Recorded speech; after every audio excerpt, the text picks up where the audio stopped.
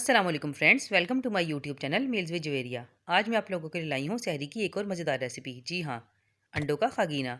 तो चलिए फिर देखते हैं ये कैसे तैयार होता है। आपने वीडियो को स्किप नहीं करना। तो खागीना बनाने के लिए मैंने 6 अदद अंडे लिए हैं। फ़ाइन चॉप प्याज ली है 2 अदद बड़े साइज़ की। हाफ़ कप इसमें ऑयल जाएगा। 6 से 7 हरी मिर्चें, थोड़ा सा हरा धनिया, 1 चुटकी हल्दी, 1 टीस्पून नमक और 1 टेबलस्पून लाल मिर्च पाउडर।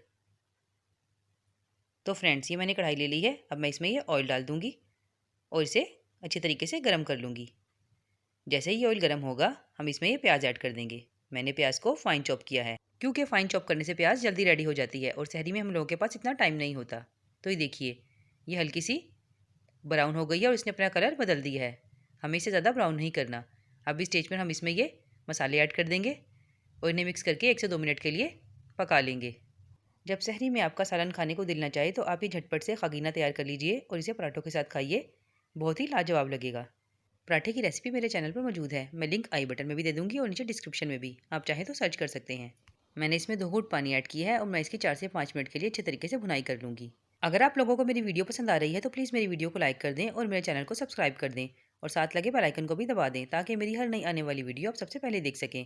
शुक्रिया। ये देखिए, इसकी भुनाई हो गई है। अब मैं इसमें आधा गिलास पानी और ऐड करूँगी और इसे ढककर 5 मिनट के लिए पका लूँगी। तो फ्रेंड्स, 5 मिनट हो गए हैं और हम इसे खोल के देख लेते हैं। और ये देखिए, ये कितने अच्छे तरीके से भुन गया है और प्याज कितने अच्छे तरीके से गल गई है। अब हम इसे 1 से 2 मिनट के लिए हल्का सा चलाएंगे, ताकि मसाला कहीं लग ना जाए। और साथ ही हम इसमें ये हरी मिर्ची ऐड कर लेंगे। हरी मिर्ची ऐड करके भी इसकी 1 से 2 मिनट के लिए अच्छी सी भुनाई करेंगे, ताकि हरी मिर्ची अच्छे तरीके से गल जाएँ। अब हम इसमें ये अंडे ऐड कर देंगे और इन्हें हल्का सा चलाएंगे, ताकि ये थोड़े थोड़े टूट जाएँ और इन्हें 2 से 4 मिनट के लिए यूँ ही छोड़ देंगे। तो ये देखिए, ये थोड़े थोड़े पक गए हैं। अब हम इसे चलाएंगे हल्का सा, ताकि ये मिक्स हो जाएं और फिर से इसे 1-2 मिनट के लिए छोड़ देंगे। हमने इसे इसी तरीके से स्टेप बाय स्टेप पकाना है, तभी ये अच्छा खागीना तैयार होगा और बिल्कुल मगज़ की तरह लगेगा। जब तक अंडे अच्छे तरीके से पक ना जाएँ, आपने इसे इसी तरीके से थोड़ा थोड़ा सा चलाना है और 1-1, 2-2 मिनट के लिए छोड़ते जाना है। ये टोटल 8 से 10 मिनट में बिल्कुल अच्छे तरीके से पक जाएंगे।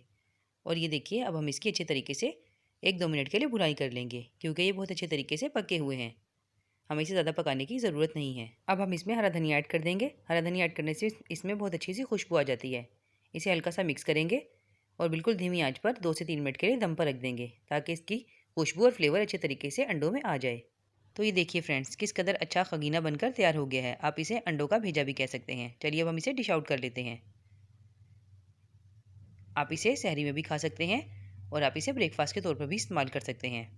आप चाहें तो डिनर रेसिपीज़ में भी इसको इस्तेमाल कर सकते हैं। बच्चे इसे बहुत शौक से खाएंगे। उम्मीद करती हूँ मेरी रेसिपी आप लोगों को बहुत पसंद आई होगी।